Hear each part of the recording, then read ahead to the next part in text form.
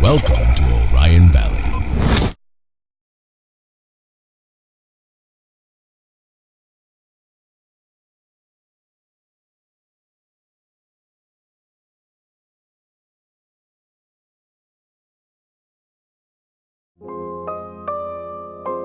A D&D podcast?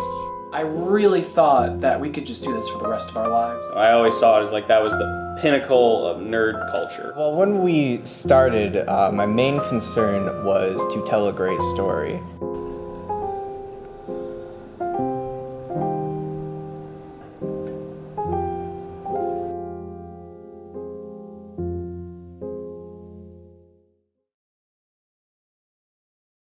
When I think back about my time with Dingles and Donuts, the only thing that comes to mind is Vietnam War flashbacks. And I met Sully, Casey, Austin, and Chris all through college, and it was originally Casey's idea that he wanted to do a D&D podcast, and he teamed up with Sullivan because it was something that he wanted to do as well. Casey Clark is going to try to tell you that he had a part in the creation of this, but it was all me, first of all. Why Dingles and Donuts? That's such a weird name. I never thought I could go like on mic and not be just a stuttering mess. It wasn't really something that I was that passionate about, but I was just like, you know what, I'm sure I can add something to it, and it made a lot of sense. The rest of them were just kind of in the room when we were talking about it, so they asked if they could be on it, and what was I going to do, say no? One of the biggest things with Dungeons & Dragons is having a party that works well together. Sully did give us a lot of creative control. I could see the pain in his eyes.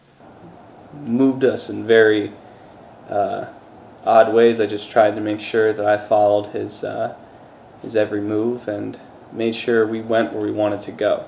So when the Dingles would go off of the rails and try to tell their own stories, I didn't quite appreciate that. I spend hours and hours every week coming up with a plot for them to follow, and they just don't. Casey, it seems that he has an active agenda that's just to break up the team and make them hate him. Once you turn on the podcast, once we start recording, I don't know, he just goes nuts. Hello, fellow adventurers. Hello, fellow adventurers, and I'm your host. There were many times when I tried to replace Casey, but they kept noticing. Hello, fellow adventurers, and welcome to this episode of the Dingles and Donuts podcast. Wait, hold on. Wait, you're not Casey. Get him! Chris, he's going! You're not gonna get him! As he went on, he became a lot more annoying. Yeah, it was very weird, like, knowing Casey for as long as I have and, like, hearing him say, like, 3 words total, and then when we got to the podcast, he just wouldn't shut up. It was just such a weird character he played. Like, maybe it's always been there the whole time, and we just didn't know. If we were to try to unlock a door, he would try to fuck that door. If we were trying to go into another building, he'd be like, I'm not going in that building. I'm gonna try to seduce this sea hag. Crick, we don't want any trouble. Yeah, man, we're just here to talk. Let's negotiate about this. It's just Sup, you red fucker! No! You little donkey! Shut the fuck up!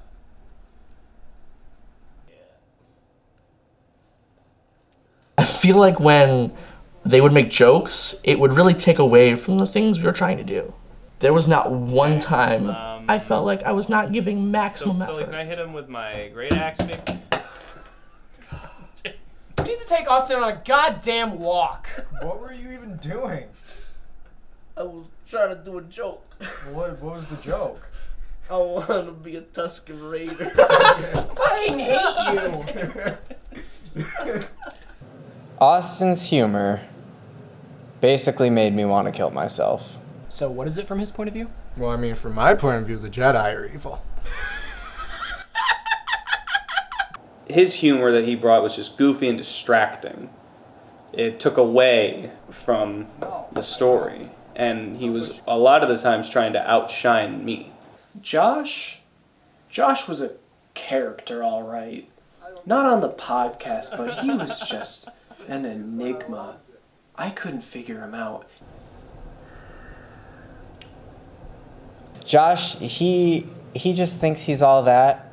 He thinks his opinions are the only ones that's right, and he thinks that if nobody else is listening to him, then I guess the podcast is going to be horrible. When the podcast was going on, it was just all the numbers just started going up. Number of subscribers, number of comments, just everyone. It became very apparent that everyone really liked us. We really started gaining popularity right off the bat. We by the episode, the numbers would go up by the dozens at first, then by the hundreds, and soon we had a pretty decent sized fan base. It just turned downhill very quickly. Well, Casey, as we talked about before, he would always put a wrench in the team, and obviously that a lot of the group did not like that very much. Chris was obviously a major one. He was always getting angry, always yelling at Casey nonstop. Obviously that led to the whole killing Kazaron debacle. That was the first time the audience had actually heard us like really get into fights, and the fight would actually manifest itself in the story in the podcast, and it got in the way. Began to sour, and we just really wanted to cut that rotting limb off as quickly as possible. I kind of spearheaded the whole run against Kazaron. He's what, as people call in France, an asshole. I take my rapier out, and I stab you in the chest, and I take your entrails and choke you out with it. No, it's too much! Just too much. Everything was too much. And he had to go. But I think with that, the rest of us started to go as well. The 25th anniversary special obviously was huge. We wanted to do something big, give back to the fans a little bit. So Casey and I actually came up with this idea to do a trivia show to sort of recap the past 24 episodes. So I sort of gave him the reins on that one, let him come up with the questions and come up with the rules for the game show. I was just going to segue into it. When we got there, turned out he did not have anything planned. We answered trivia questions for what felt like 2 hours. I give up. I don't know what the name of the 18th episode is. God, this game makes no sense. Casey doesn't even know the rules. Casey's not even here. And then he just left. He just walked out.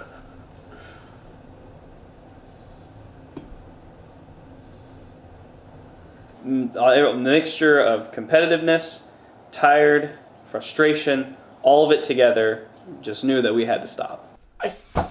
I knew that answer. I fucking hate all of you. I fucking hate this game. Goodbye.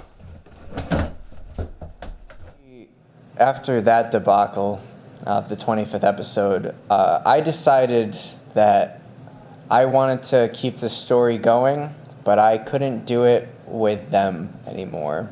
So I got together with my good friends, Bree and Aaron, and we decided to start, just pick up where we left off and start filming with them instead. And so I knew that he wanted to have me on there too. Lo and behold, I see a new episode come out. First solo episode. I don't know how. Josh, I guess, tapped into one of our phones or something, read my text messages. I don't know, but he just showed up. He showed up on the day, just grabbed a mic, and started recording with us. It was creepy, to say the least. But I didn't see the whole problem with it. I think when you know that something's done, you just gotta let it go. I started getting phone calls every day from each of them. They had some very colorful things to say to me. Oh, Josh, I don't give a fuck about Josh. The thing I don't understand is, why was Josh on there? How come he got to translate from the old Dingles to the new Dingles? Like, what'd he do? So Casey actually called me, and I heard his voice for the first time out of game. He basically told me that he hated me, never wanted to see me again, and I could go eat dust for the rest of my life. Fuck you, Josh. Just fuck you. And it's really sad, because he has a really sexy voice. Afterwards, there wasn't really anything to fill that void. I've kind of just walked aimlessly through life, looking for something to fill that void. It sucked that I worked on something so hard for it all just to end. And it was hard to move on from that. It was like a piece of me died and shriveled up and fell on the floor and got stomped on. And then that stomp got eaten by a bird. And then that bird got eaten by a bigger bird. And then a whale jumped out of the ocean and ate that bird. When it ended, it was a little bit, I would say, melancholy. I wasn't happy, but I wasn't too sad either. So now Orion Valley Productions, it blew up. People loved the content I was creating. Chris eventually called me up and we rekindled our friendship. I focused on my own skills, I tried to hone them, and then months later I got in touch with Sully, and now I work with him on Orion Valley Productions.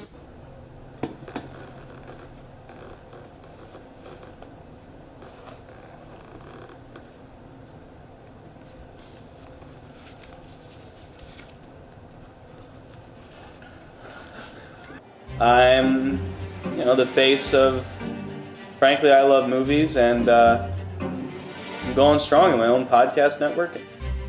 I'd get back with the Dingles if everyone learned from their mistakes. There would have to be some major changes. First off, they gotta bring respect to the table. And they gotta bring respect for the game. If the Dingles and I ever get back together, it will be when I'm dead at my funeral.